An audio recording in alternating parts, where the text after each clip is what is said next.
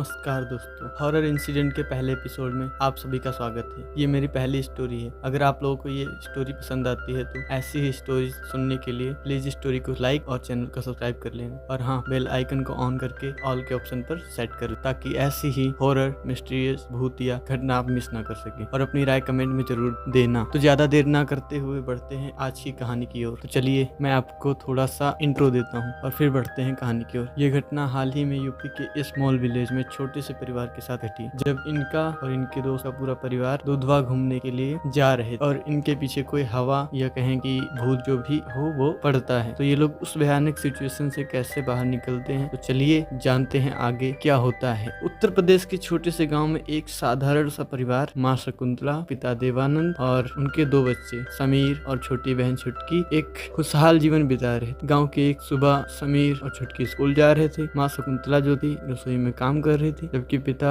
देवानंद खेतों में काम करने गए हुए थे। सब कुछ नॉर्मल था। देवानंद जी खेतों में जाते हैं, अपने खेतों का काम निपटाते हैं, और जो भी काम था उनका निपटने के बाद वो वापस आ ही रहे थे कि इनको रास्ते में इनके जिगरी दोस्त राधे श्याम मिलते हैं। और देवानंद, कैसा है तू? इन्होंने कहा, बढ़िया। और बता तू इधर कहाँ से? राधे श्याम जी ने बताया, मैं तेरे घर से आ रहा हूँ। भाभी जी ने बताया कि तू खेत पे गया हुआ है, तो मैं इधर ही आ गया। तो देवानंद जी ने बोला कि क्या कोई जरूरी बात करनी थी क्या? तो राधे श्याम जी ने कहा, नहीं, मैं और मेरी फैमिली एक ट्रिप पर जा रहे हैं। मैंने कहा कि तुझसे पूछ लूं, अगर फ्री हो तो तू भी चल, ऐसा राधे श्याम जी ने कहा। अब मैं आपको राधे श्याम जी के बारे में बता दूं ताकि आपको आगे चल के कोई कंफ्यूजन ना हो। राधे श्याम जी थे जो उनकी फैमिली में कुल 3 लोग थे। राधे श्याम जी, उनकी पत्नी और उनकी छोटी बेटी, जो कि देवानंद जी की बेटी छुटकी की ही एज की थी। इन दोनों में भी पक्की वाली दोस्ती थी, दोनों सेम एज की थी और स्कूल में साथ ही पढ़ती थी। जो अपने देवानंद जी और राधे श्याम जी थे, इनकी जो दोस्ती थी बड़ी पक्की वाली दोस्ती थी। इन दोनों का ऐसा था ना कि जब ये कहीं भी जाते घूमने वगैरह के लिए तो दोनों एक दूसरे के साथ जाते। जब राधे श्याम जी कहीं जाते तो देवानंद जी से पूछते और साथ में जाते। ऐसे ही जब देवानंद जी जाते तो राधे श्याम जी से पूछते। तो देवानंद जी ने कहा ठीक है। इन दोनों ने 2-3 दिनों के बाद का टाइम रखा, क्योंकि इनको कुछ खेत का काम भी निपटाना था, और फिर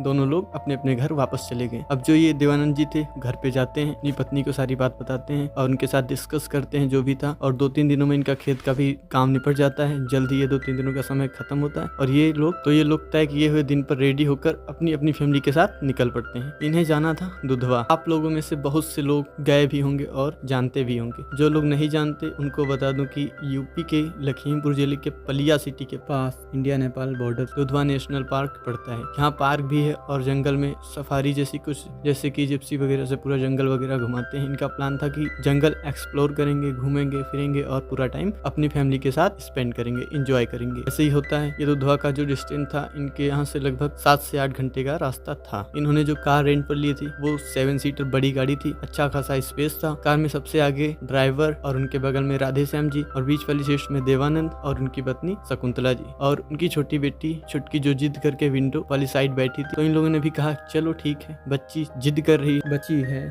है, कोई बात नहीं, बैठने देते हैं। और इनके पीछे राधे श्याम जी की पत्नी और उनकी छोटी बेटी बैठी थी। इनकी जो छोटी बेटी थी वो जस्ट छुटकी के पीछे वाली सीट पर बैठी थी। ये दोनों आपस में बात भी कर रही थी। ये लोग अपने यहाँ से 6:30 बजे निकलते हैं और अच्छा खासा एंजॉय करते हुए जा रहे थे। अभी इन लोगों ने 3-3.5 घंटे का टाइम अच्छे से बातें करते हुए अभी निकाले ही थे। अब ये लोग सिटी वाले एरिया से थोड़ा जंगल झाड़ी वाली एरिया में एंटर हुए थे। ये पूरी तरह से प्रॉपर जंगल तो नहीं था, पर हाँ पेड़ ज्यादा लगे थे और आजू बाजू कुछ तो शमशान, हाँ ये शमशान ही था। जैसे ही शमशान वाले एरिया में ये लोग एंटर करते हैं, गाड़ी में जो 3 बच्चे थे ये तीनों सो रहे थे, और राधे श्याम जी की पत्नी और देवानंद जी, इनकी पत्नी, इस 4 लोग और ड्राइवर साहब तो जगह ही थे, वो तो ड्राइविंग कर ही रहे। जो छुटकी थी उसके सोने के बाद शकुंतला जी ने उसे उठा करके बीच में कर दी थी और विंडो वाली साइड खुद बैठी थी। जो छोटे बच्चे थे साथ में वो सो चुके थे। जो छुटकी थी उसने जो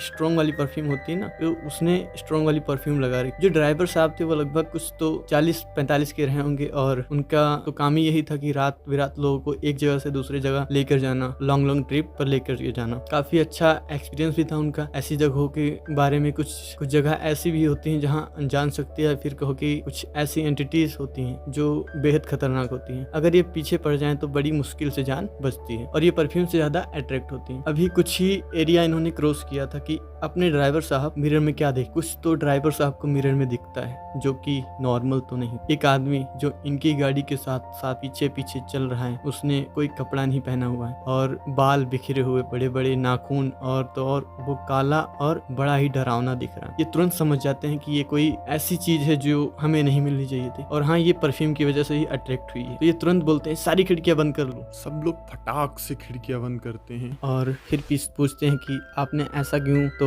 ड्राइवर साहब जो होते हैं अपने बोलते हैं पीछे देखो। ये लोग पीछे मुड़ के देखते ही हैं कि इनको क्या दिखता है कि एक आदमी प्रॉपर कार के साथ साथ दौड़ रहा है जिसके शरीर पे एक भी कपड़ा नहीं है, बड़ा ही डरावना। ये लोग भी डर जाते हैं और जबकि ड्राइवर साहब ने जो देखे थे इनको, उन्होंने जो भी एंटिटीज थी उसको देखने के बाद उन्होंने अपनी स्पीड जो थी इंक्रीज कर दी थी। वो पहले से बहुत ही तेज चल रहे थे, फिर भी वो साथ साथ दौड़ रहा था जो इनके पीछे था। और इनके कार में एक हनुमान जी की फोटो थी जो कि ये आगे वाले जो शीशा होता है इनका डैशबोर्ड, वहां पे लगी हुई। और इन्होंने अपने जो म्यूजिक वाला सिस्टम था उसमें हनुमान चालीसा लगा दी। उस समय तो सब कुछ ठीक था, लेकिन जो इनकी बेटी थी जिसने परफ्यूम लगा रखी थी वो अब नॉर्मल नहीं थी। ये लोग वहां से कैसे भी करके निकल के आगे पहुंचते हैं। अब इन लोगों को भूख भी लग रही थी और अभी जो इन्होंने देखा था उसके बाद कहीं तो उन्हें रुकना था। इन लोगों ने कहा ड्राइवर साहब कोई तो अच्छा सा ढाबा देखकर गाड़ी रोक देना, बच्चों को भी भूख लग रही होगी, तो खाना वगैरह खा करके और यहाँ से आगे का सफर हम लोग करेंगे। बच्चे भी अभी भी गाने की आवाज की वजह से उठ चुके थे। इन लोगों का प्लान था कि हम लोग 12 से 1 बजे तक दुधवा पहुंचकर रेस्ट करेंगे और फिर सुबह से अपनी एक्टिविटी जो भी घूमना फिरना है वो करेंगे। दुधवा जो था ना, वहाँ जो ऐसा होता है गेस्ट वाला, गेस्ट के लिए रहने के लिए जगह थी प्रॉपर और वहाँ पर रूम वगैरह बने थे, सारी चीजें थी, तो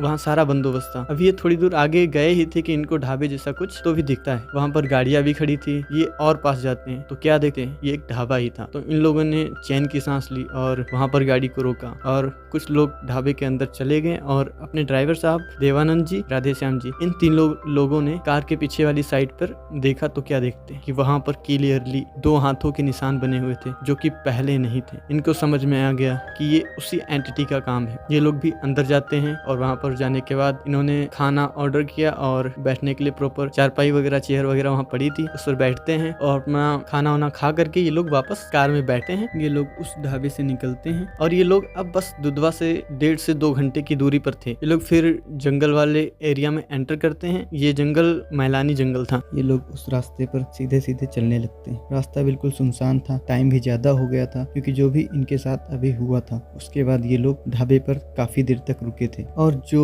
ये इंसिडेंट हुआ था के बारे में उन्होंने अभी तक अपने बच्चों को नहीं बताया था। अभी ये लोग आराम से रिलैक्स होकर बैठे थे, पर तभी छुटकी विंडो का ग्लास नीचे करती है और उसके ऐसा करते ही उसको एक ठंडी सी हवा के झोंके जैसा कुछ तो महसूस होता है और कुछ तो उसे होता है। तभी इनकी मम्मी छुटकी को बोलती हैं कि खिड़की बंद करने के लिए, तो खिड़की वो बंद कर लेती है। जैसा कि आप लोगों को पता ही है कि कार में डैशबोर्ड के ऊपर आगे हनुमान जी का फोटो लगा हुआ था, तो इस वजह से कोई भी एंटिटी कार के अंदर नहीं आ सकती थी, लेकिन उस एंटिटी ने छुटकी को अपने कंट्रोल में कर लिया था। मैलानी जंगल में एंटर होकर ये कुछ दूर तक अभी गए ही थे कि इन्हें फिर से वही आदमी दिखा है, बड़ा ही भयानक। वो खिड़की के पास गाड़ी के साथ साथ दौड़ रहा है और खिड़की पर बार बार नॉक कर रहा है और छुटकी को देख करके एक क्रीपी सी स्माइल दे रहा है। और जो छुटकी थी ना, वो बिल्कुल भी डर नहीं रही थी। बाकी सारे बच्चे डर के सिमट के एक साइड बैठे थे, लेकिन जो छुटकी थी उसे बिल्कुल भी डर नहीं लग रहा। तभी इनकी गाड़ी में एक कुछ तो सुई सी की आवाज करके आती है और गाड़ी डिसबैलेंस होकर के रोड के किनारे रुकती है। छुटकी तुरंत कार का दरवाजा खोलकर जंगल की तरफ भागने लगती है जोर से। पीछे पीछे राधे श्याम और देवानंद जी दौड़ दौड़ कर उसको पकड़ने की कोशिश कर रहे हैं। उसको कैसे भी करके लोग कंट्रोल में करते हैं और उसको लेकर के कार के अंदर आते हैं और दरवाजा लॉक कर लेते हैं। अभी छुटकी जो थी वो बहुत ही वियर्ड सी आवाज में चिल्ला रही थी। जब ये लोग भागे थे तभी ड्राइवर साहब ने सारे टायर चेक कर लिए, कोई भी टायर पंचर नहीं था। ये गाड़ी स्टार्ट करते हैं और वहां से जितनी स्पीड में हो सकता था वहां से निकलते हैं। अभी कार में सब लोग डरे सहमे हुए बैठे थे। पूरा जंगल पार करके ये लोगों को कुछ तो दूर से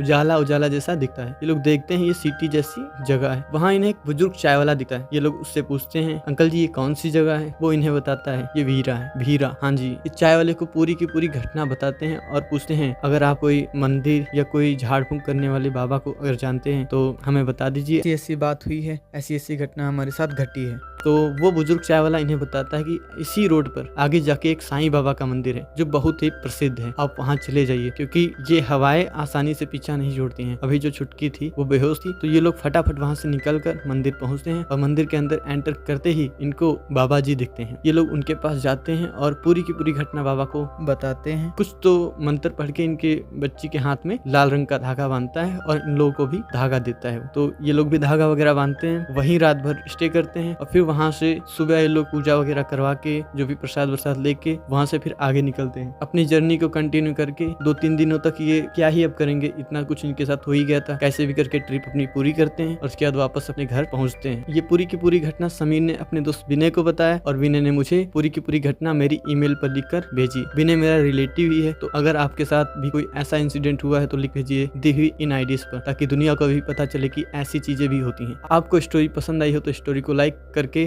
कमेंट में अपनी राय जरूर दें। ऐसी स्टोरी सुनने के लिए चैनल को सब्सक्राइब करके बेल आइकन को ऑल के पर सेट कर लीजिए, ताकि ऐसी ही हॉरर मिस्टीरियस भूतिया घटना आप मिस ना कर सकें। तब तक के लिए टेक केयर, बाय बाय।